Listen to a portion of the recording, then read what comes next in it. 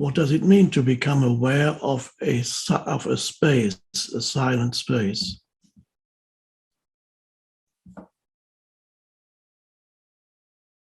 What are you aware of? If it's silent, there's nothing there to be aware of. There's no object in your consciousness. You can be aware of the words. That every word is a thought that has become verbalized. Sound has become sound. Yes, you're aware of a word. That's an object that you're aware of in consciousness. Not a material object, but an object in consciousness. Yet you're aware of the words that I'm speaking. That's fine. That makes sense. But to be aware of the silent spaces between words,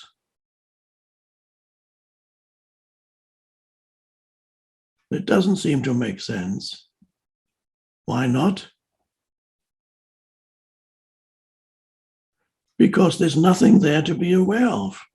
There is no object that you are aware of. It's a silent space.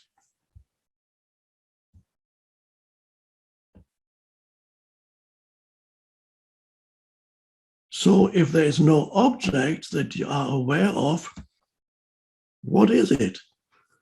What does it mean?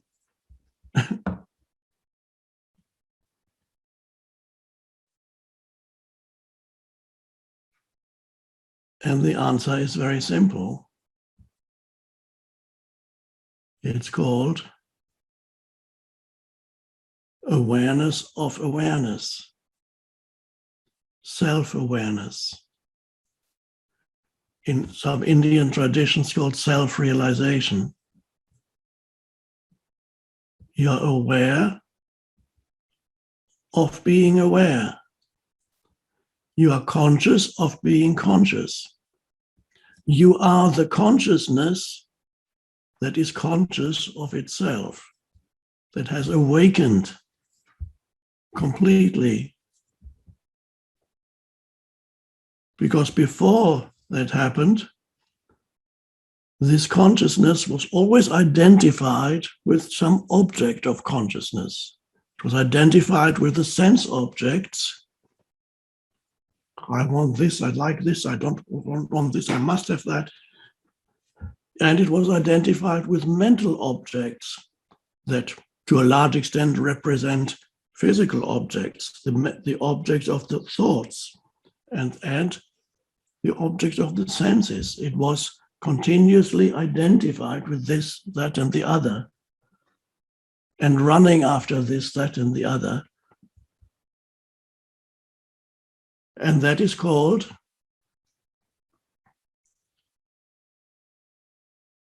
the unawakened state. In other words, you're asleep. Not asleep in the conventional sense, but very similar.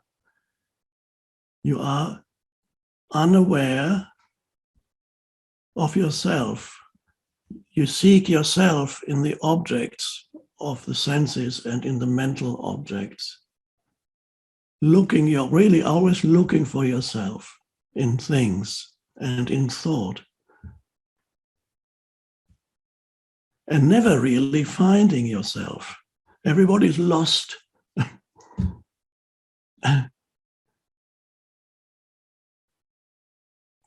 Amazing. So this is the dream of consciousness, that consciousness is dreaming. Consciousness is dreaming your entire life, the so-called life, all the things that happen to you and that you do and that happen to you and you make happen, is the dream of consciousness. It's dreaming you. It's fine.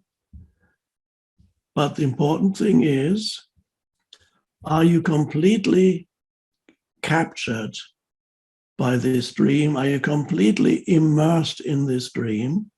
Are you completely lost in this dream? Or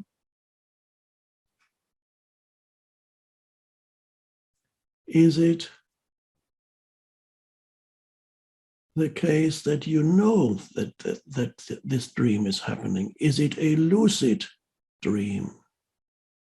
There is a possibility for your life not to continue to be a dream. A lot of the dream, by the way, is not all that pleasant. And for some people, or many people, the dream is very often a nightmare, and they're trapped in a nightmare.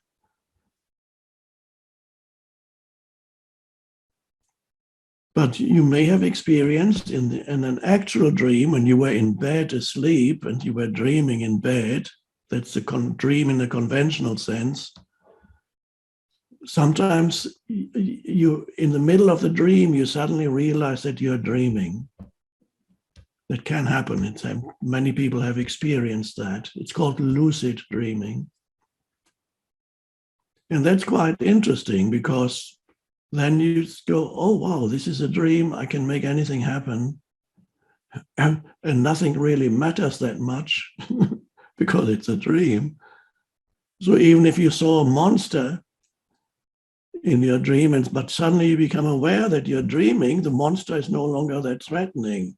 Oh, there's a dream monster. Isn't that interesting? And when you're no longer running away from the monster, usually the monster changes into something else that is not threatening anymore. So there's lucid dreaming that sometimes happens, but more importantly, there's the possibility of lucid living. So that while you live this life, and you participate in this life of the external world, the senses, while this happens, there is an undercurrent of awareness.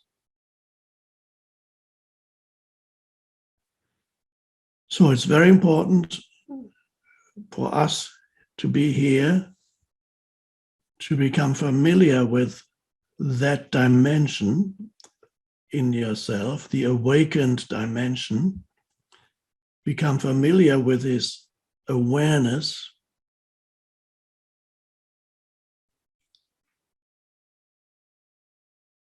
And once you had a taste of it, you can access it more easily, and you will want to access that dimension. That is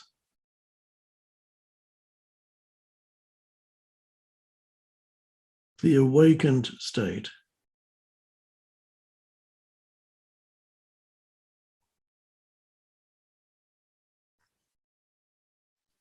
As you may know, when the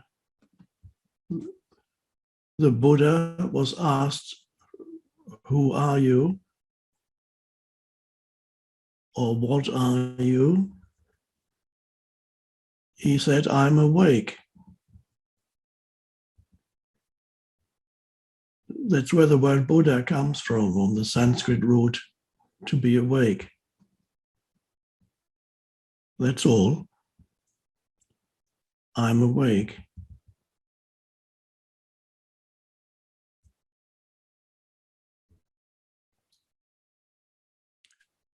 When God was asked in the Old Testament,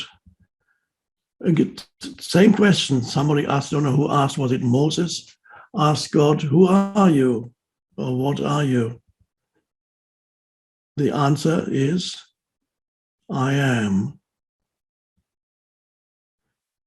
or "I am the I am."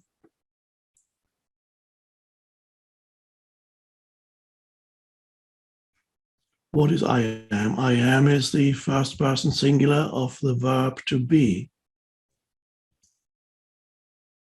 Easy to forget that.